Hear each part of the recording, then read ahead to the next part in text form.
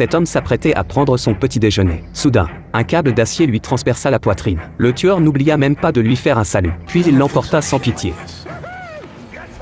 Mais le lendemain, le tueur fut transpercé et mourut au même endroit. Le héros ressuscita. Or avant cela, il était déjà mort 138 fois. Il était pris dans une boucle temporelle. À chaque réveil, il revivait tout de cette journée. Et il pouvait se souvenir de chaque événement de ce jour. Dès qu'il se réveillait, un tueur l'attaquait. Ouvrir les yeux, baisser la tête pour esquiver le couteau, se redresser, se pencher pour éviter le couteau, se lever, se baisser encore pour esquiver une lame. Chaque geste du tueur, il les connaissait parfaitement. Avec seulement un t-shirt, il pouvait déstabiliser le tueur, enroulant le bras de l'adversaire pour le faire tomber. Profitant des 6 secondes où le tueur se relevait, il se prépara un café, puis en but une gorgée, avant de l'asperger au visage du tueur.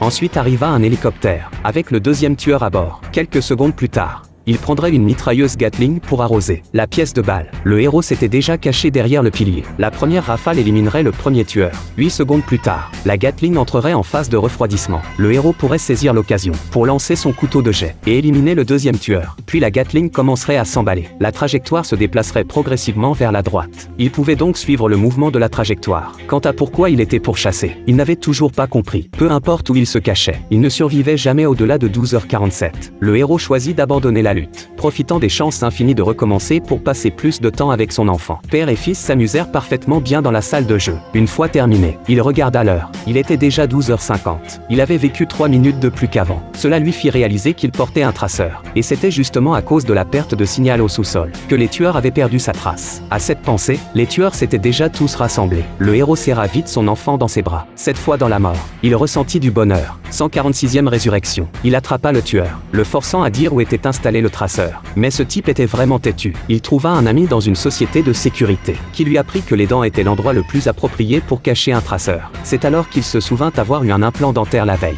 Le héros courut aux toilettes, buvant de l'alcool, tout en s'arrachant les dents. Au fur et à mesure que les dents furent arrachées une à une, il finit par trouver le traceur. Il utilisa le traceur comme appât, pour attirer les tueurs dans le piège, et les éliminer un par un. En fait, il pouvait à peu près deviner qu'il avait mis dans cette boucle infinie. Ce devait être son ex-femme. Hier, il était allé voir son ex-femme. Son ex-femme, qui était physicienne, lui demanda de l'aide, mais sans lui dire en quoi elle avait besoin d'aide. Elle se contenta de couper une mèche de ses cheveux. Plus tard, il avait aussi appelé son ex-femme, mais c'est le patron qui décrocha. Il dit même au héros que son ex-femme était déjà morte, et que ce serait bientôt son tour.